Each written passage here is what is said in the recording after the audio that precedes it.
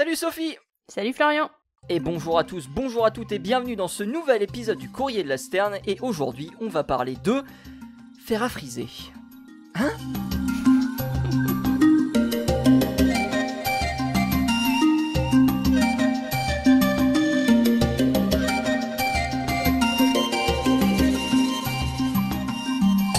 Eh oui. Comment ça, Sophie ? Bah, je vais garder la surprise, je vous en dis pas plus, hein. Ça on verra. On va coiffer des oiseaux ? Ouais, non, mais j'avais envie de changer de sujet un peu parce que bon, l'ornithologie ça va un peu, mais bon, on s'ennuie au bout d'un moment, non ? Allez. Bon, ce sera la deuxième partie de l'émission, du coup, qu'on parlera peut-être de coiffure, qui sait. Oui. Moi, je vous parlerai du Ménure d'Albert. Voilà. On avait eu l'occasion de parler du Ménure. Et là, on parlera de la femelle Ménure. Voilà. Ça, ce sera donc dans la toute première partie de l'émission. J'ai été un goujat, Sophie. Je ne t'ai même pas demandé comment tu allais. Bah, j'espère que écoute, tu vas bien. Très bien. Du coup, je fais ma mise en pli, tu vois.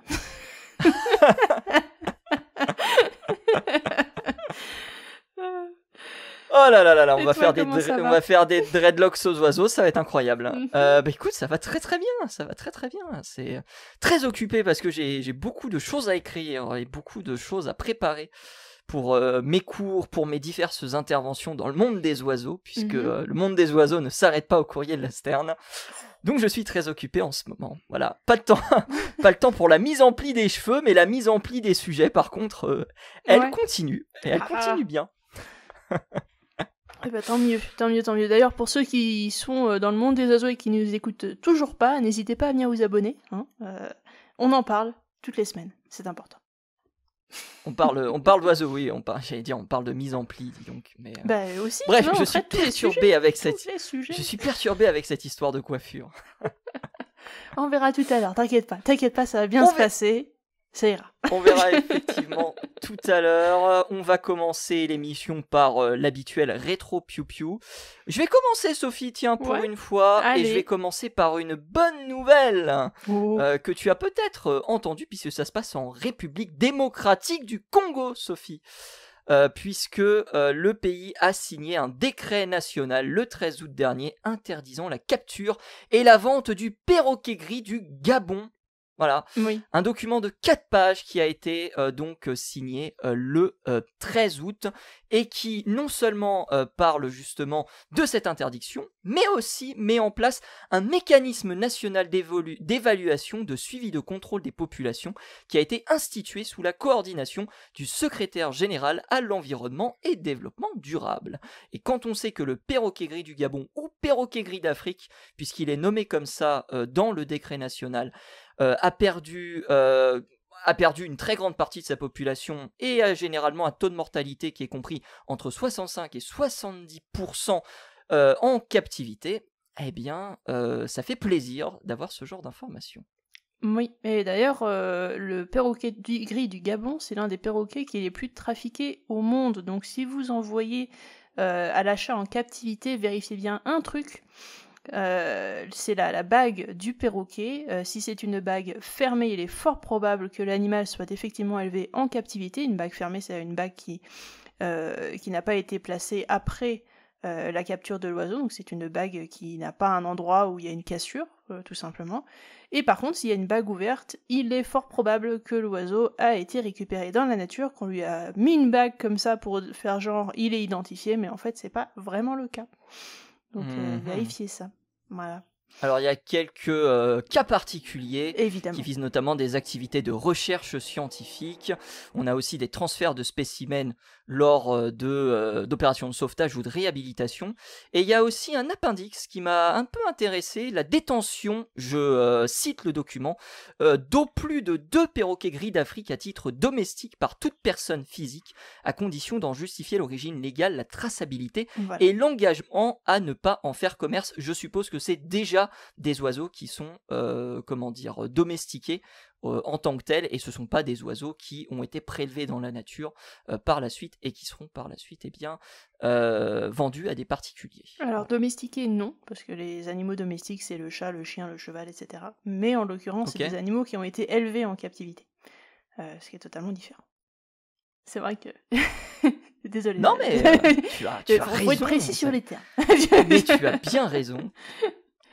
Alors... Tu as bien raison d'être précise. Et d'ailleurs, vous retrouverez le décret national, il est en français en plus, dans la description, arrêté ministériel du 31 juillet 2025. Et on souhaite qu'il soit appliqué, ce sera bien. Alors, de mon côté, des bonnes nouvelles aussi. Pour les vautours en Afrique, il y a un article très intéressant de BirdLife que je vous enjoins fortement à aller lire, qui nous parle de vautours en Afrique, et notamment de la manière dont les vautours en Afrique commencent à être protégés, et c'est une manière qui inclut les communautés rurales de différents pays d'Afrique, ou dans lesquels on va finalement désigner des champions de la biodiversité, auxquels on va expliquer les problèmes, notamment avec les vautours, de la chasse aux vautours, de l'utilisation des vautours pour la médecine traditionnelle et de ce que ça peut engendrer derrière. Ce sont des communautés qui avaient déjà constaté l'évolution et la disparition des vautours dans leur environnement proche, parce que ces communautés utilisent les vautours donc pour la médecine traditionnelle, ne peuvent plus vraiment s'en procurer dernièrement, et petit à petit en fait on commençait à remplacer ce qu'ils utilisaient comme partie de vautour pour cette médecine traditionnelle par des morceaux de plantes ou d'autres qui, elles, étaient beaucoup plus facilement accessibles. Et donc, en les encourageant dans cette voie et en continuant à éduquer les populations, notamment à ne plus utiliser les espèces en voie de disparition, et ben, ça permet d'avoir des écosystèmes qui petit à petit se remettent et des vautours qui ne sont plus chassés par les populations locales. Et ça, c'est plutôt une bonne nouvelle. Eh ben, c'est super. Voilà.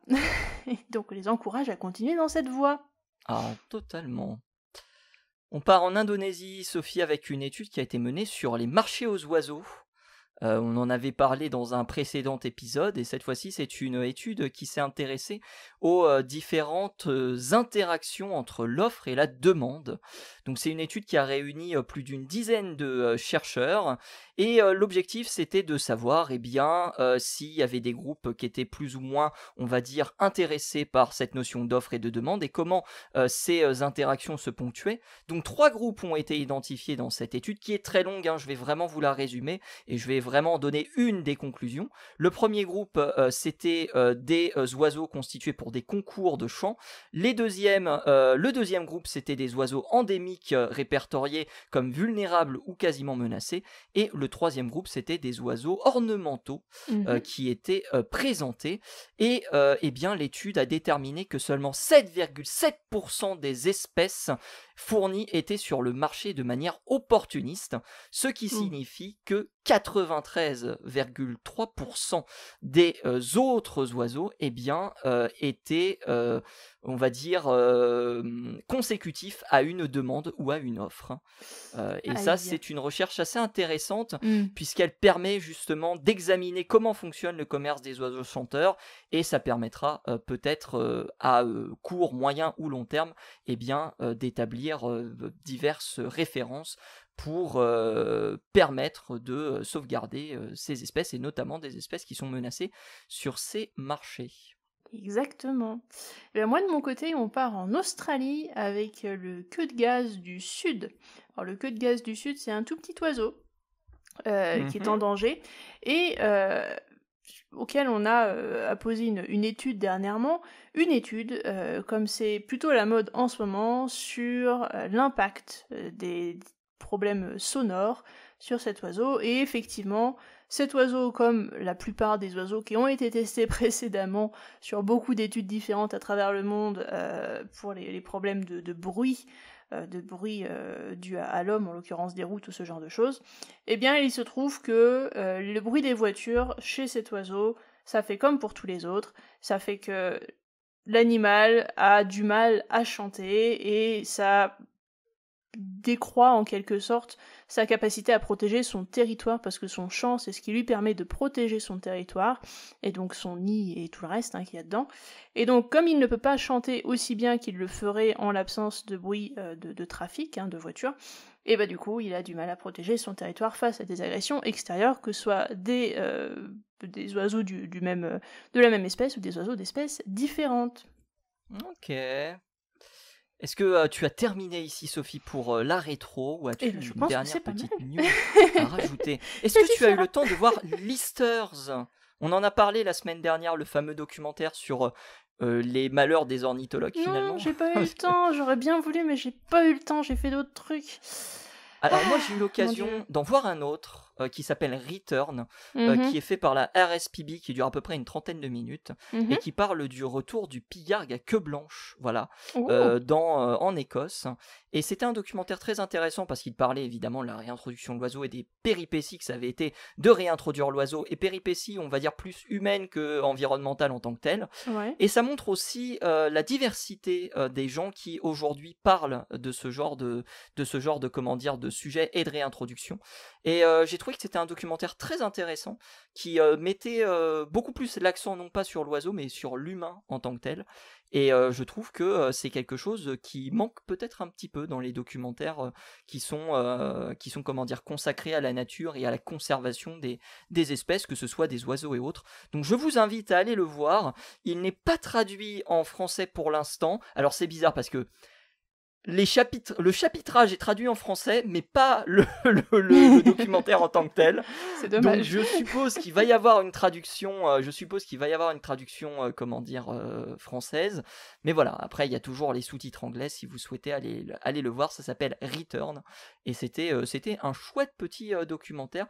Et à titre personnel, je pense que c'est un des meilleurs que j'ai vu qui traite de la conservation au sens humain du terme. Voilà. Donc petite recommandation. Si jamais vous êtes intéressé par voir des petites vidéos sur YouTube. Mais oui, ce sera avec plaisir, évidemment. Et c'est ainsi que l'on termine cette rétro, ma chère Sophie. D'ici quelques instants, on va parler d'imitation chez la femelle du Menhir d'Albert.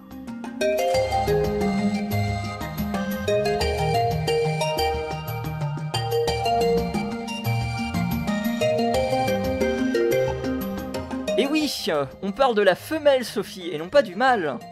C'est marrant ça, parce que c'est souvent l'inverse qui se passe. Eh oui, mais c'est vrai que c'est un sujet qu'on a souvent toisé dans le courrier de la Sterne, du fait que les femelles étaient aussi capables de vocalises aussi importantes, voire plus importantes. Je crois que c'était chez la conure veuve qu'on avait eu l'occasion de découvrir cela avec toi en Espagne, si mes souvenirs sont bons. Donc allez voir l'épisode qui concerne c'est la perriche, voilà. Je cherchais le nouveau nom de la conure. Donc on avait vu ça avec toi. Et bien il y a une étude qui a été menée par une équipe de scientifiques australiens qui est sortie en fin août dernier et qui mène justement des investigations sur les femelles d'Albert. Alors ce qui est assez intéressant, on va parler justement des femelles et des chants.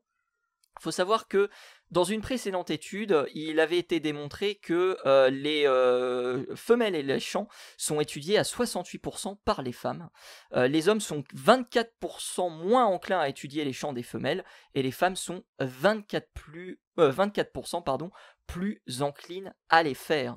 C'est-à-dire qu'il y a un véritable déséquilibre entre l'étude des chants mâles et l'étude des chants femelles, parce que voilà, les mâles, ils ont une belle voix, ils ont besoin d'impressionner.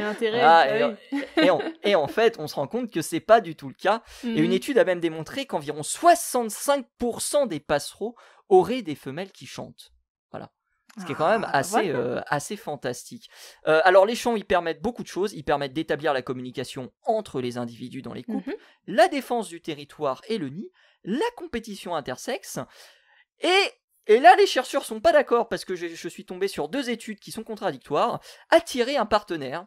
Donc la review qui expliquait un petit peu pourquoi la femelle chantait disait que attirer un partenaire, non, pas vraiment.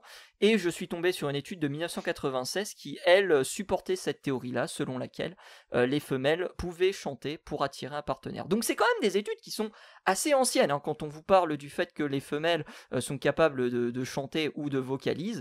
C'est quand même des choses que l'on a étudiées déjà depuis à peu près une trentaine d'années. Mais bon, tout ça pour balayer un petit peu tout l'aspect. Ici, on va s'intéresser au Menhir d'Albert. Donc le Menhir d'Albert, vous connaissez son autre pendant qui s'appelle le Menhir superbe. Le Menhir superbe, vous savez, c'est l'oiseau qui imite l'appareil photo, le sabre laser, voilà, les bébés aussi. Oui. Il y a une vidéo, on le voit imiter le cri d'un bébé en pleurs. Donc voilà, c'est un oiseau. Elle est incroyable cette vidéo. Et donc, du coup, voilà, c'est un super sujet d'étude, mais assez peu de choses sont finalement connues sur la nidification de l'oiseau. On sait qu'il est très territorial, mais finalement, on a quand même assez peu d'informations là-dessus. Donc, on a enregistré des oiseaux, des ménures mâles et 2 ménures femelles dans 2 endroits éloignés de 80 km à Tamborine et Gumbura entre 2018 et 2019. Alors, vous allez me dire, mais pourquoi on a étudié 2 ménures femelles seulement ? Eh bien, c'est tout simplement parce que les femelles elles ressemblent beaucoup aux jeunes mâles et il est très très difficile de les différencier. Alors, comment on fait pour les différencier ? Les chercheurs, ils ont une tactique, ils se basent sur leur comportement. Parce que les mâles, ils ont un défaut, les mâles ménures. Bon, tu vas me dire, les mâles de beaucoup d'espèces d'oiseaux ont ce défaut-là, surtout pour ceux qui sont les plus colorés, c'est qu'ils ne s'occupent pas de la fabrication du nid. Ah tiens. Et donc, du coup, quand on voit justement un ménure d'Albert s'occuper du nid, eh bien, on se dit tout de suite, ah, c'est une femelle. Et donc, du coup, c'est comme ça que les 2 oiseaux ont pu être repérés. Repérés aussi parce que la queue est unie chez la femelle, un petit peu plus de motifs chez le mâle. Et tout ça a été confirmé par un piège photographique. Donc, on a établi un protocole pour étudier avec vraiment certitude que les chants étaient produits par les femelles. Et ensuite, on a comparé les sonogrammes des femelles avec ceux d'autres oiseaux qu'elles imitaient. Et résultat des courses, eh bien on a trouvé que 13 espèces avaient été imitées par une ou les 2 femelles, ce qui inclut l'appel de l'autour blanc pour les 2. Le chant de parade du jardinier satiné, vous savez, c'est l'oiseau qui peint avec une couleur bleue son berceau, on en avait parlé dans une précédente émission. Ou encore le cassican flûteur et son cri d'alarme, c'est le fameux oiseau qui poursuit les cyclistes, lors de la période de reproduction en Australie. Au total, c'est 64 items vocaux qui ont été identifiés pour la femelle à Tamborine, et c'est 176 items visiblement qui ont été identifiés pour la femelle de Gumbura, dont 56% de ces 76 items sont composés de psophodes à tête noire, qui sont des oiseaux que l'on trouve en Australie. Et la dernière chose à noter, c'est que les femelles ont développé leurs propres imitations, puisque les mâles identifiés dans la zone n'étaient pas toujours capables de reprendre ces imitations-là. Et même que les imitations sont différentes selon elles s'occupent du nid ou d'un petit, et que ces imitations varient d'un individu à l'autre. C'est incroyable ça, Sophie. Ça veut dire que possiblement on serait capable de reconnaître un individu rien qu'en entendant son chant ou en entendant son imitation. Et ça, Sophie, ça a un nom dans le monde de l'ornithologie, et on en avait parlé au tout début de l'émission, peut-être pas ensemble, mais en tout cas, j'avais eu l'occasion de l'évoquer, ça s'appelle l'Individual Acoustic Monitoring. Grosso modo, c'est quoi ? Eh bien, c'est le fait de pouvoir reconnaître un oiseau particulier avec sa signature sonore. Bon, grosso modo, on peut dire, en voyant la signature sonore de l'oiseau, ah ça c'est Albert, ah ça c'est Raphaël, ah ça c'est, je sais pas, Maxime, et on est capable justement de reconnaître tout ça. Alors je suis allé quérir l'autrice de cette étude qui s'appelle Fiona Backhouse pour lui demander justement s'ils avaient travailler un petit peu plus sur cette histoire d'Individual Acoustic Monitoring, et elle m'a dit que on manquait de beaucoup de données, mais que si on aligne les données les unes après les autres dans d'autres études, parce que je ne l'ai pas précisé, il y a d'autres études qui sont en cours qui n'ont pas été encore validées, donc on découvrira encore des choses sans aucun doute sur le ménure d'Albert. Il se pourrait effectivement que cet oiseau soit capable d'Individual Acoustic Monitoring. Ça, c'est quand même fabuleux, ça veut dire que peut-être on aura l'occasion de reconnaître les différents individus qu'on aura l'occasion de côtoyer. Donc, rien que pour vous montrer que non seulement les femelles sont capables de chant, qu'on savait d'ailleurs pour une grande partie des oiseaux qu'on a étudiés et dont les femelles on a étudié le chant, c'est la première fois qu'on étudie des imitations chez les femelles. C'est la toute première étude qui renseigne sur la notion d'imitation chez la femelle oiseau, en sachant qu'il y a à peu près 400 espèces d'oiseaux qui sont capables d'imitation dans le monde. Et dans cette notion d'imitation, on découvre en réalité que les femelles ont un répertoire vocal qui est différent en fonction justement de l'individu qu'elles sont. Ça, c'est fou, trop non? top. Mais alors du coup, ma question, alors je sais pas si tu auras la réponse, mais est-ce que il y a une évolution dans le temps du répertoire de chaque femelle ou de chaque mâle sur les chants qu'ils sont capables ou les imitations qu'ils sont capables de faire? Alors ça a été uniquement étudié sur 2 ans, donc je ne pense pas que je peux te donner une réponse précise, puis c'est pas spécifié dans l'étude en question, mais peut-être que ce sera quelque chose qui sera étudié.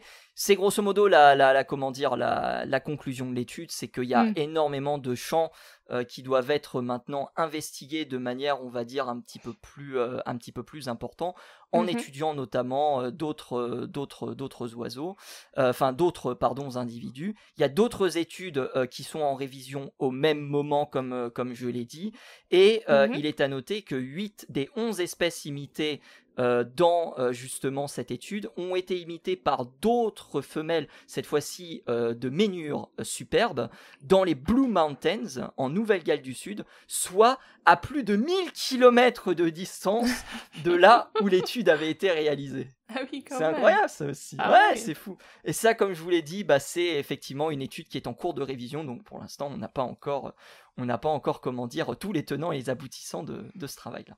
Bien sûr. Mais c'est super intéressant. Donc on a besoin si je résume, on a besoin de plus de chercheurs qui s'intéressent au chant des femelles, notamment chez les passereaux, et de plus d'études sur ces femelles passereaux pour arriver à comprendre quel est le chant et s'il y a des différences avec celui des mâles. Exactement. Et ça, c'est un grand sujet qui est maintenant sur la table. J'ai l'impression qu'à chaque fois on dit ça dans chaque épisode du Courrier de la Sterne. Comme ça. Vous savez, c'est un nouveau domaine d'études qui s'ouvre à nous. Bah oui. Il y a tellement de choses à étudier. Venez en ornithologie, il y a plein de trucs à étudier, c'est quand même incroyable. Il y a des choses toutes les semaines. Bah oui. c'est fantastique. Non, mais le véritable problème, c'est qu'il y a eu un biais, et il y a d'ailleurs toujours ce biais en science. On parle de l'ornithologie, mais c'est un biais qui existe toujours entre les hommes et les femmes, et que généralement, lorsque les femmes étudient des sujets, elles s'intéressent à des sujets que les hommes n'ont pas étudiés, et bizarrement, aux surprises, on trouve des différences que personne n'avait vu venir. Oui. Donc voilà, c'est donc le fait qu'il y ait de plus en plus effectivement d'études qui soient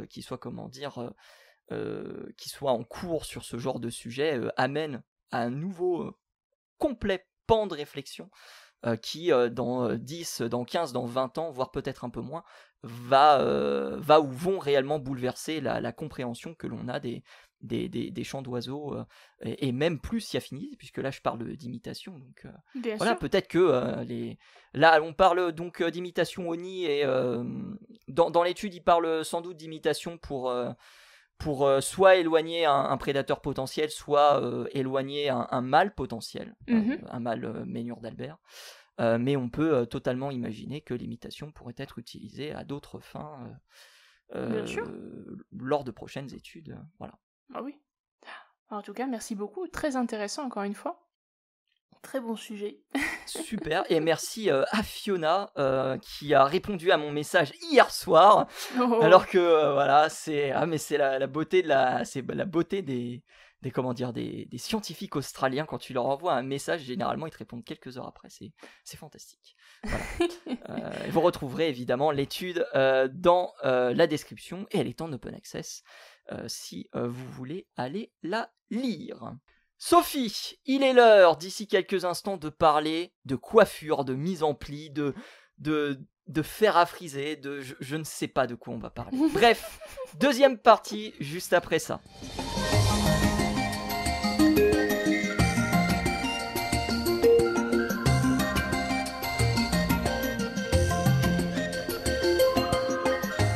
Bon Sophie, c'est le moment fatidique. Pourquoi on va parler le moment fatidique, effectivement. Pourquoi on va parler de... Écoute, je sais pas. Florian, as-tu sorti ton fer à friser? Pour ceux qui nous écoutent, n'hésitez pas à sortir les peignes et les brosses, parce qu'on va en avoir besoin. Je vais tout vous apprendre sur la mise en pli d'une espèce particulière d'oiseau qui habite l'Australie et que vous connaissez certainement, qui s'appelle le cygne noir. Le cygne noir est capable de se maquiller, de se coiffer. Ah mais attends, Attends. Faut pas tout... Faut pas tout sortir là tout de suite. On y va doucement, on va y aller pas à pas, je vais tout vous expliquer, ça va bien se passer, vous en faites pas. Alors, le cygne noir, pour ceux qui le connaissent pas, c'est un cygne et il est noir. Voilà, je pense que ça le décrit bien. Fin de l'épisode, merci d'être venu. Merci. Mais le cygne noir, il a quelques particularités au niveau du plumage, et notamment sur l'arrière des ailes. On a des plumes qu'on va appeler des plumes recourbées, pour faciliter le langage, je saurais pas trop comment les appeler autrement, mais en gros, c'est des plumes qui vont faire comme une petite courbe. Si vous avez vu la queue des canards colverts, vous savez que souvent il y a cette espèce de petite boucle au bout. Et ben là, les plumes sur les ailes, alors pas toutes les plumes des ailes, juste les plumes des ailes au niveau arrière de l'aile, vont pouvoir parfois avoir cette petite boucle aussi au bout, un petit peu comme si vous l'aviez passé au fer à friser, donc... Ça fait exactement ça, et ça va faire un petit peu des petites fanfreluches à l'arrière sur le dos du cygne en quelque sorte. Donc c'est pas énorme, c'est pas gigantesque comme mise en pli, c'est pas si différent que ça, on va dire, d'une plume normale, mais ça donne quand même ces petites vaguelettes sur l'arrière, cette petite boucle qui est assez jolie. Et fait très intéressant, tous les individus n'ont pas forcément les mêmes. Et c'est là que ça va nous intéresser, parce que il semblerait qu'il y ait une discrimination chez les cygnes noirs en fonction du nombre de bouclettes que vous avez sur le dos. Alors, si. Alors, nous avons une étude qui est sortie donc il n'y a pas très longtemps dans le journal Ibis, que vous connaissez certainement, qui, fort heureusement, est en open access. Donc si ça vous intéresse, allez lire l'étude directement à la source, c'est en anglais évidemment, mais bon, vous pouvez toujours traduire avec Google Translate. Vous avez donc cette étude qui a été faite donc par des scientifiques australiens qui se sont intéressés au cygne noir, à ses bouclettes sur son dos et à l'incidence du nombre de bouclettes sur les interactions conspécifiques de cet animal, donc avec ses congénères. Est-ce que plus vous aviez de bouclettes, plus vous aviez de succès, en gros. Est-ce que c'est ça, la rançon du succès chez le cygne? Est-ce qu'il suffit d'avoir des bouclettes pour attirer les femelles, ou peut-être d'autres partenaires? Je ne sais pas, si ça se trouve, ça marche entre femelle et mâle, on n'en sait rien. On n'est pas là pour juger de toute façon. Donc, ils ont pour ça pris donc des mâles et des femelles cygnes noirs, ils ont tout mis ensemble, et ils ont regardé le résultat. Enfin, tout mis ensemble, ça pourrait être plus compliqué que ça. En gros, ils se sont dit, on va mettre un cygne dans un enclos, et puis de chaque côté de cet enclos, on va mettre 2 partenaires possibles avec un nombre de bouclettes différentes sur les ailes, et puis on va voir lequel il choisit, en gros. Alors, ça un poil plus compliqué que ça, parce qu'évidemment, il y a un peu plus de détails dans le mode opératoire, sinon c'est compliqué d'arriver à des conclusions correctes. Mais en gros, c'est à peu près ça qui s'est passé. Et on a regardé non pas les relations sexuelles de cet animal, c'est-à-dire de regarder la relation entre mâle et femelle uniquement, on a regardé la relation entre mâle-mâle, femelle-femelle et mâle et femelle, évidemment, pour voir s'il y avait des différences. Et pour information, donc, le nombre de bouclettes que vous pouvez avoir sur une aile lorsque vous êtes un cygne noir, ça va varier entre 7 et 22 bouclettes sur une aile, donc ça peut faire maximum 42 bouclettes sur un cygne au complet. Ça fait pas beaucoup. Ok. Mais c'est déjà pas si mal. Donc voilà. Et très intéressant, comme on a parlé juste précédemment des différences mâles-femelles, là tu l'avais dit au niveau du chant, mais avec des femelles qui sont aussi capables d'avoir des choses comme de l'imitation au niveau du chant, là, contrairement à beaucoup d'espèces d'oiseaux où souvent c'est le mâle qui va avoir plus d'ornementation que la femelle, chez le cygne noir, il n'y a pas énormément de différence entre mâle et femelle, au contraire, ils sont quasiment les mêmes, en tout cas à l'œil nu, nous en tant qu'humains on n'arrivera pas à les différencier. Et en l'occurrence, au niveau des bouclettes, vous pouvez avoir à la fois des bouclettes chez les mâles et chez les femelles, et la quantité de bouclettes ne va pas être très différente en fonction du sexe, en tout cas c'est pas significativement différent. D'accord. Donc, on part de ce principe-là, on met un cygne dans notre enclos du milieu, on met 2 cygnes sur les côtés pour voir lequel a la faveur du cygne du milieu, et on regarde ce qui se passe. Alors, sans hésiter, si on a un mâle et 2 femelles sur les côtés, le cygne mâle, donc au centre, va généralement aller voir la femelle qui a le plus de bouclettes. Visiblement, ça semble être important pour eux. Alors, pour le moment, on ne sait pas exactement pourquoi, mais clairement, le nombre de bouclettes est décisif dans le choix du partenaire sexuel, et ça marche aussi dans l'autre sens, parce que pour la femelle, plus il y a de bouclettes, mieux c'est chez le mâle. Donc ça c'est pareil, on va choisir les mâles qui sont bouclés, donc n'hésitez pas à sortir le fer à friser pour ceux qui ne le sont pas, ça a l'air de très bien fonctionner. Mais, en plus de ça, un point très très intéressant de l'étude, c'est que ça marche non seulement entre mâles et femelles, mais ça marche aussi entre deux mâles. C'est-à-dire que lorsque vous placez un mâle au centre de l'enclos et deux mâles sur les côtés, ce sont toujours les deux mâles qui vont avoir le plus de bouclettes qui vont finalement se regrouper, et le troisième mâle qui lui a moins de bouclettes que les autres va se retrouver tout seul dans un coin de l'enclos. Et puis voilà.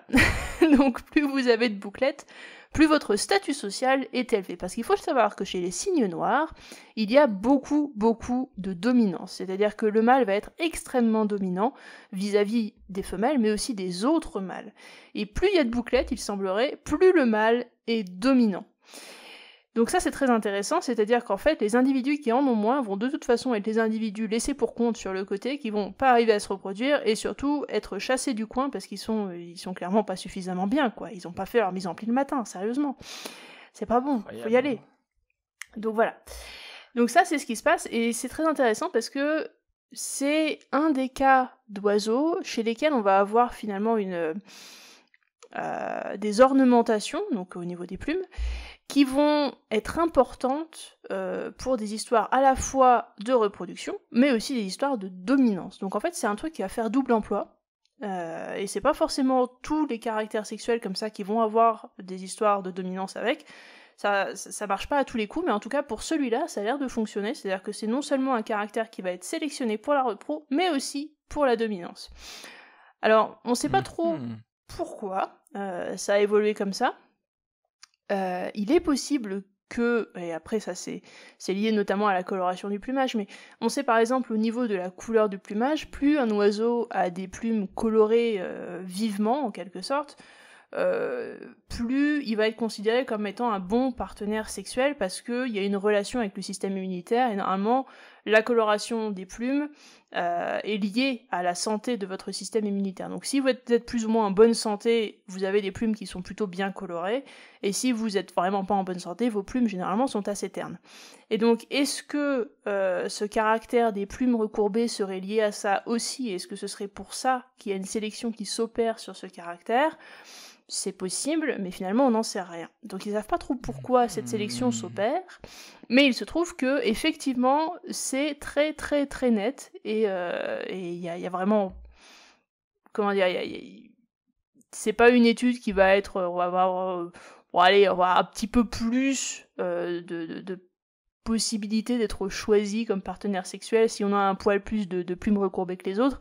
Non, c'est vraiment très tranché. Si vous avez plein de plumes recourbées, vous êtes clairement le meilleur partenaire sexuel et vous allez être choisi comme étant le meilleur partenaire, toutes catégories confondues. Donc il y a vraiment pas de milieu, en fait. C'est comme ça, c'est très tranché. Et c'est là que c'est très très marrant, parce qu'avant, finalement, on pensait pas que c'était aussi fort, cette différenciation. Donc voilà, c'est une petite étude que moi j'ai trouvée très sympathique, donc je ne pensais pas que clairement la forme des plumes pouvait avoir une incidence aussi importante finalement sur la vie de l'oiseau, parce que là on parle carrément de ça, d'une stratégie de reproduction, de sa capacité à se reproduire, hein. C'est quand même vachement important.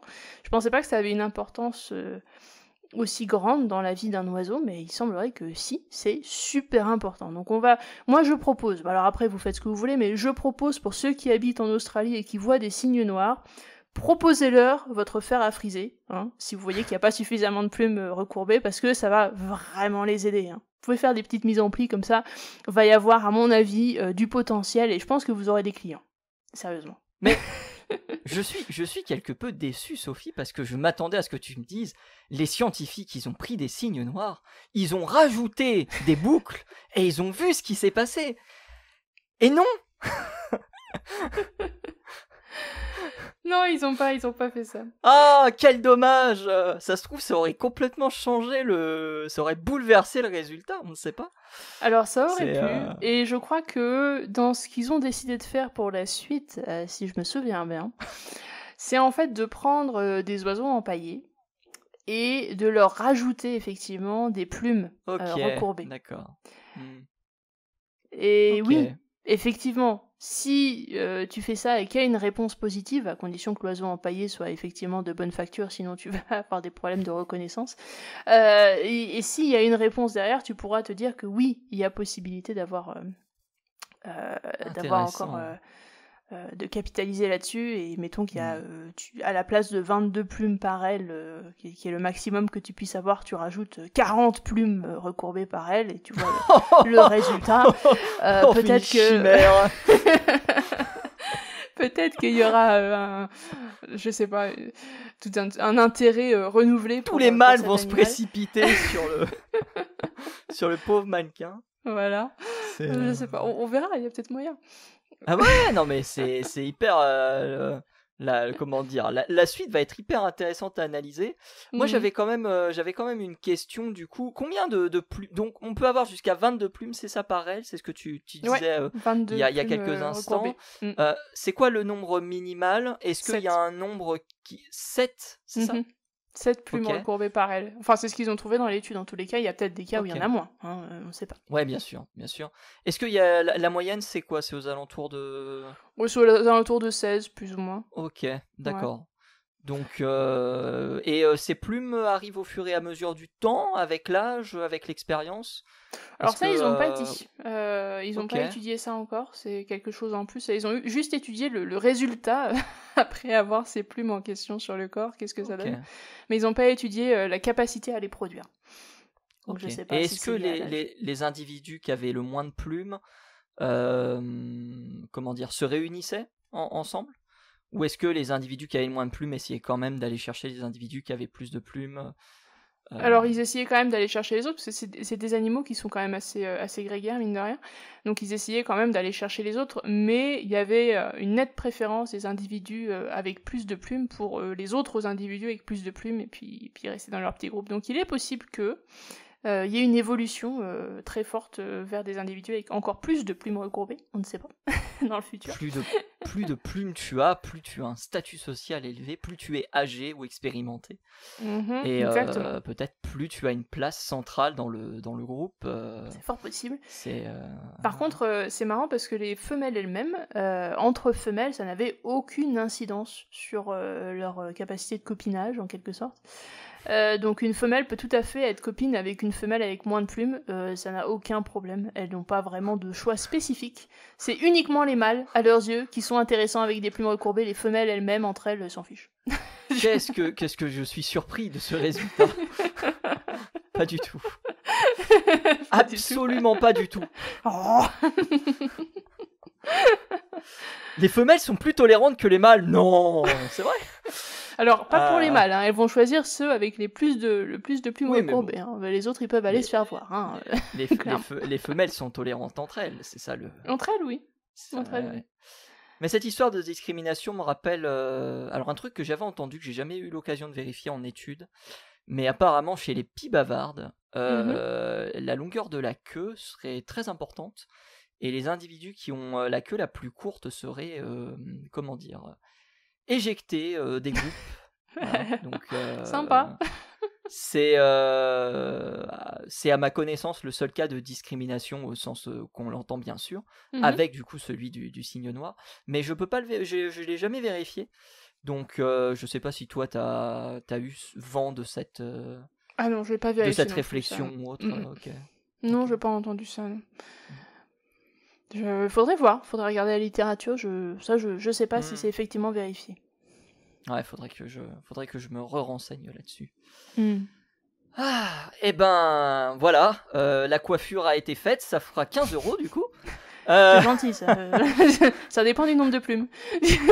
C'est vrai. 3750 €. Bref.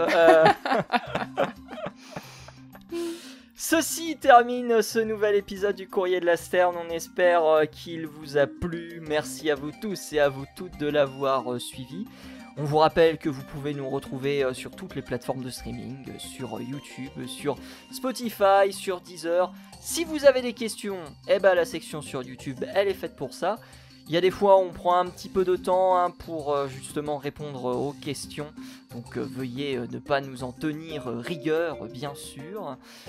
Puis voilà, si jamais vous avez, comme je l'ai dit, des questions, eh bien n'hésitez pas à les écrire ou même des commentaires. Voilà, pour le référencement, apparemment ça marche comme ça sur YouTube. Il faut se faire référencer avec des commentaires, donc pourquoi pas. Mais voilà, si jamais vous avez des choses à rajouter, n'hésitez pas. La section commentaires est faite pour ça. Merci à vous tous et à vous toutes de nous avoir suivis et rendez-vous la semaine prochaine pour une nouvelle mise en pli. Salut à tous, salut à toutes. À plus.